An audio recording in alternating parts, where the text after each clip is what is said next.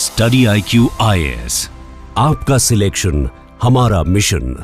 नमस्कार दोस्तों फाइनली भारत सरकार ने एक बड़ा कदम लिया है इलीगल इमिग्रेंट्स को लेकर। देखिए यहाँ पर जो मिनिस्ट्री ऑफ होम अफेयर्स है उन्होंने 30 दिन का डेडलाइन दे दिया है सभी राज्य और यूनियन टेरिटरीज को कि आप काउंट कर लीजिए, अच्छे से जांच कर लीजिए, देख लीजिए कि आपके डिस्ट्रिक्ट में, आपके राज्य के अंदर कितने इलीगल इमिग्रेंट्स हैं और इमीडिएट बेसिस पर 30 दिन के डेडलाइन के बाद उनको डिपोर्ट करने की तैयारी कर लीजिए। आप देख सकते हो खबर, MHA sets 30 day limit to verify credentials of illegal immigrants from Bangladesh and Myanmar. तो इसको थोड़ा सा डिटेल में समझेंगे कि आखिरकार ये ऑर्डर क्या है, इसमें क्या क्या चीज़ें की जाएंगी और इसका इम्प्लीकेशन क्या होगा। काफ़ी कुछ जानने को है, चलिए आगे बढ़ते हैं। लेकिन उससे पहले आप सबको बता दूं, आप में से जो भी लोग UPSC की प्रिपरेशन कर रहे हैं, हमारे जो फाउंडेशन बैचेज हैं उसको अवेल कर सकते हैं, जिसके अंदर आपको कंप्लीट प्रिपरेशन कराई जाती है। 2026 की UPSC की तैयारी कर रहे हैं तो ये जो बैच है आपके लिए परफेक्ट होगा।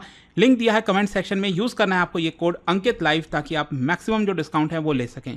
चलिए शुरुआत करते हैं। देखिए सबसे पहले मैं आपको बता दूं, अमित शाह जी जो कि मिनिस्टर हैं होम अफेयर्स के, उनके द्वारा इशू किया गया है डायरेक्टिव। किसको? सभी राज्यों को और यूनियन टेरिटरीज को 30 दिन का डेडलाइन दिया गया है कि आपके राज्य के अंदर जितने भी इलीगल इमिग्रेंट्स हैं, बांग्लादेश से हों या फिर म्यांमार से हों, और जो लोग क्लेम करते हैं कि वो भारतीय नागरिक हैं, उनका प्रॉपर वेरिफिकेशन होना चाहिए 30 दिन के अंदर अंदर। तो कहीं ना कहीं ये जो स्टेप लिया गया है, शायद पहली बार आपको देखने को मिलेगा कि एक डेडलाइन सेट किया गया है और ये भारत के इंटरनल सिक्योरिटी और इमिग्रेशन पॉलिसी में एक नया फेज आपको देखने को मिल सकता है। खैर, इसके पहले मैं आपको थोड़ा सा एक बैकग्राउंड बताता हूं। देखिए भारत में अगर आप देखोगे कॉम्प्लेक्स माइग्रेशन डायनामिक्स है।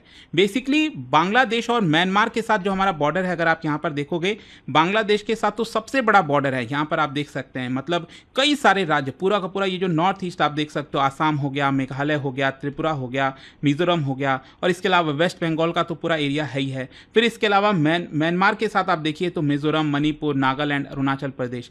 तो स्पेशली क्या है कि म्यांमार से बहुत सारे जो रेफ्यूजीज हैं वो आपका मिजोरम में आ रहे हैं। फिर इसके अलावा मणिपुर में भी आपने देखा होगा, काफ़ी आरोप लग रहा है कि यहाँ पर जो हिंसा की जा रही है उसके पीछे काफ़ी ज़्यादा जो इलीगल इमिग्रेंट्स हैं उनके द्वारा किया गया है। फिर बाकी जगहों पर चाहे आसाम हो, वेस्ट बंगाल हो, इसको लेकर लगातार शिकायतें आती रहती हैं। तो स्पेशली म्यांमार में जो रोहिंग्या क्राइसिस हुआ था उसकी वजह से नॉर्थ ईस्टर्न वाला पूरा एरिया है यहाँ पर, और ईस्टर्न वाला पूरा एरिया, बताया जाता है कि बड़ी संख्या में रोहिंग्याज आए हैं। और सिर्फ यहीं पर नहीं, कई जगह तो बताया जाता है, जैसे दिल्ली हो गया, बेंगलुरु हो गया, ऊपर आपका जम्मू कश्मीर हो गया, कई जगह ये रोहिंग्याज जा चुके हैं। फिर इसके अलावा बांग्लादेश से तो कई दशकों से अगर आप देखिए, चाहे वो जो बांग्लादेश नया क्रिएशन हुआ था उसके पहले और उसके बाद में भी अगर आप देखोगे तो बहुत ज़्यादा आपका इलीगल इमिग्रेशन हुआ है। बांग्लादेश से बहुत से लोग भारत के अंदर एंटर किए हैं, चाहे वो इकोनॉमिक को लेकर हो, चाहे वो बाकी चीज़ों को लेकर हो। फिर इसके अलावा एथनिक और जो कम्युनल सेंसिटिविटीज़ है बॉर्डर एरियाज़ में, आसाम, वेस्ट बंगाल, त्रिपुरा, मिजोरम में,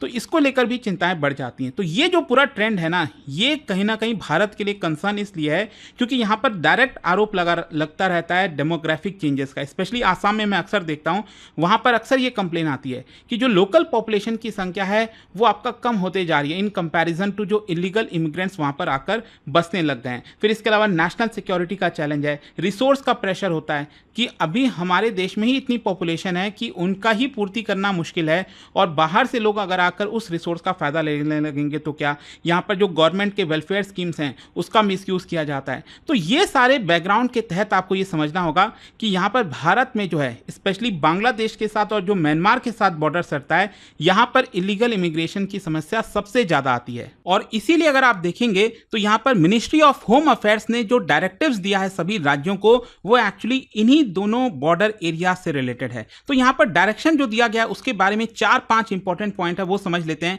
कि एग्जैक्टली क्या कहा गया है। सबसे पहला, 30 दिन का डेडलाइन। बेसिकली सभी राज्यों को और यूनियन टेरिटरीज को बोला गया है, मतलब ऐसा नहीं है कि वही राज्य जो बॉर्डर एरियाज में है, मतलब पूरे देश की हम बात कर रहे हैं, क्योंकि यहाँ पर रोहिंग्याज हों चाहे बांग्लादेशीज हों इलीगल तरीके से, वो पूरे देश भर में आपको देखने को मिलेंगे। तो यहाँ पर जितने भी राज्य और यूनियन टेरिटरीज हैं देश के अंदर, उनको वेरीफाई करना होगा ऑथेंसिटी ऑफ डॉक्यूमेंट। जो भी यहाँ पर इलीगल इमिग्रेंट्स हैं जिनके ऊपर आपका सस्पेक्ट है कि ये गलत तरीके से भारत में आए हैं, लेकिन वो लोग कहते हैं कि हम भारतीय नागरिक हैं, तो 30 दिन के अंदर अंदर उनका डॉक्यूमेंट्स वेरीफाई कर लीजिए। और अगर कोई इंडिविजुअल पाया जाता है कि वो इंडियन सिटीजनशिप नहीं है, इंडियन सिटीजन नहीं है तो उनको यहाँ पर डिक्लेयर कर दिया जाएगा इलीगल इमिग्रेंट्स और उसको इमीडिएट बेसिस पर डिपोर्टेशन करने की कोशिश की जाएगी। फिर दूसरा यहाँ पर यह बोला गया है सरकार के द्वारा, मिनिस्ट्री ऑफ होम अफेयर्स के द्वारा, क्रिएशन ऑफ डिटेंशन सेंटर। मतलब हर एक डिस्ट्रिक्ट के अंदर, ध्यान से समझिएगा, देश में हर एक डिस्ट्रिक्ट के अंदर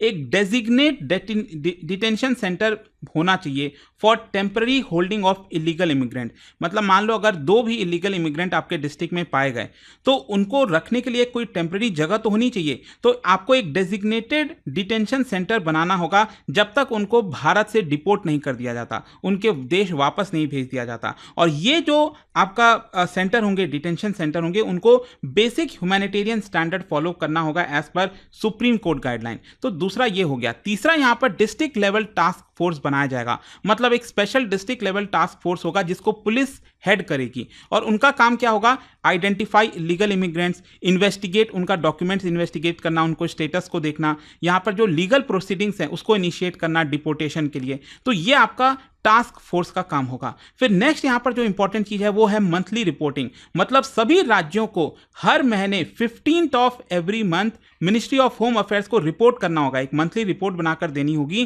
कि आखिरकार पिछले 1 महीने में कितने इंडिविजुअल्स उन्होंने वेरीफाई किए, कितने इंडिविजुअल्स का डिपोर्टेशन इनिशिएट किया गया और कितने एक्चुअल में लोगों को डिपोर्ट के लिए भेजा गया, जो बॉर्डर फोर्सेज हैं और जो कोस्ट गार्ड हैं उनको सौंपा गया। तो ये आपका एक इंपॉर्टेंट डायरेक्टिव दिया गया है। और लास्ट में एक और चीज है वो है इंटीग्रेशन विथ नेशनल डेटाबेस। मतलब एक बार इंडिविजुअल को डिपोर्ट कर दिया गया, उसके देश भेज दिया गया, तो उस केस में एक सेंट्रल डिपोर्टी पोर्टल होगा, एक वेबसाइट होगा जहां पर उसका अपलोड किया जाएगा कि किसको हमने भारत से बाहर भेजा है और उन सभी के जो आपके डिटेल्स हैं वो भारत के अलग अलग एजेंसीज के साथ शेयर किए जाएंगे। जैसे आधार का हो गया, UIDAI, इलेक्शन कमीशन को भेजा जाएगा, मिनिस्ट्री ऑफ एक्सटर्नल अफेयर्स को भेजा जाएगा। क्यों भेजा जाएगा? मान लो अगर उस इलीगल इमिग्रेंट ने आधार बना रखा है गलत तरीके से, वोटर ID बना रखा है, पासपोर्ट बना रखा है, तो उसको एक प्रकार से रद्द किया जाए। क्योंकि अभी रिसेंटली मैंने एक वीडियो भी बनाया था और आपको बताया था, जब आपको याद होगा भारत पाकिस्तान का युद्ध चल रहा था, उसके पहले भारत सरकार ने एक कदम लिया था जिसमें सभी पाकिस्तानी नेशनल्स को बोला गया कि आप 24 घंटे के अंदर अंदर भारत छोड़कर चले जाइए। मतलब एक पर्टिकुलर डेट दे दिया गया, टाइमलाइन दे दिया गया।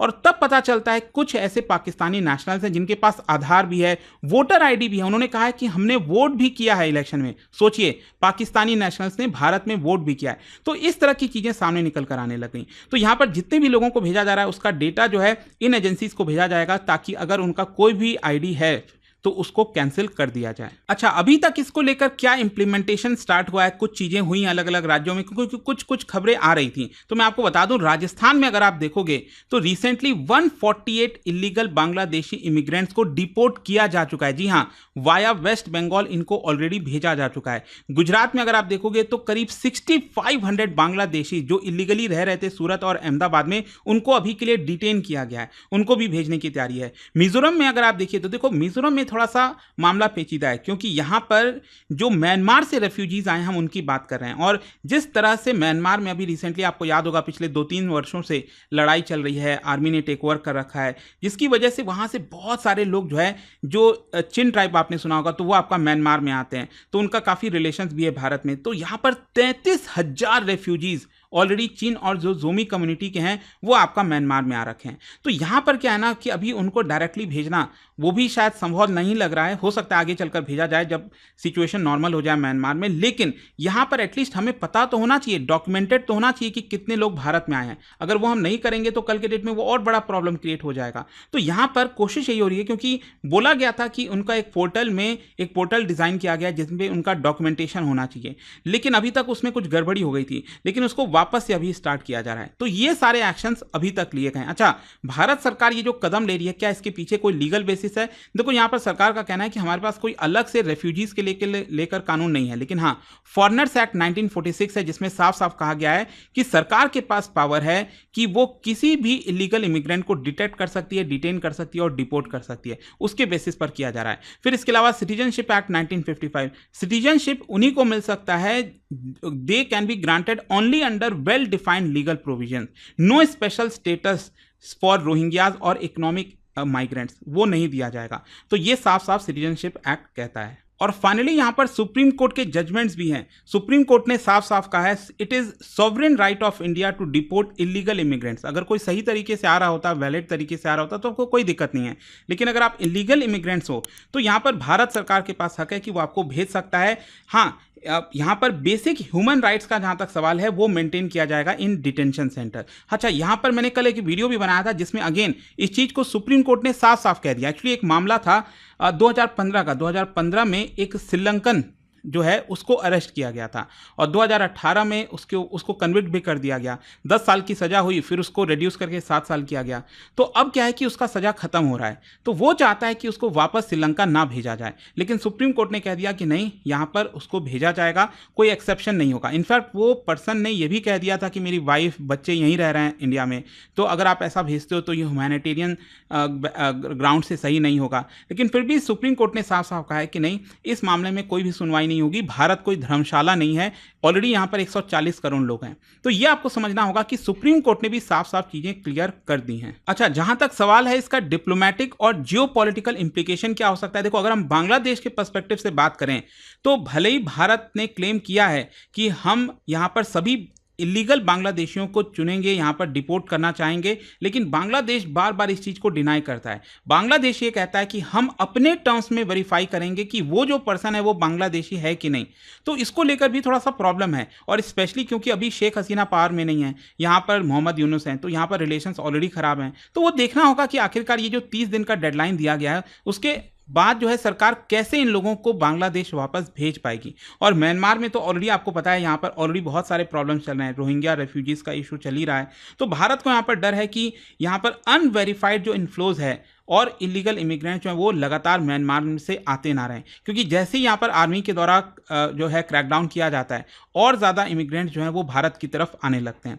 तो कई सारे सवाल हैं, कई सारी चीज़ें हैं, बट आई होप कि ये जो लेटेस्ट डायरेक्टिव आया था मिनिस्ट्री ऑफ होम अफेयर्स की तरफ से 30 दिन का डेडलाइन, वो आपको समझ में आया होगा। और जाने से पहले एक इंटरेस्टिंग क्वेश्चन, क्या बता सकते हो which of the following part of India's official integrated check post fencing and security strengthening initiative, इनमें से कौन कौन सा बॉर्डर जो है वो भारत का जो official integrated check post fencing का पार्ट है, ये आपको बताना है। और इसका जो राइट आंसर है आप सब जानते हैं, मेरे इंस्टाग्राम पर तो मिलेगा ही, वहां पर अगर आप नहीं हो कोई बात नहीं, टेलीग्राम से ले सकते हैं इसका सही उत्तर। और जैसा मैंने आपको बताया, अगर आप यूपीएससी की तैयारी कर रहे हैं, कोई भी बैच चाहते हैं, you can use this code Ankit live to get maximum discount.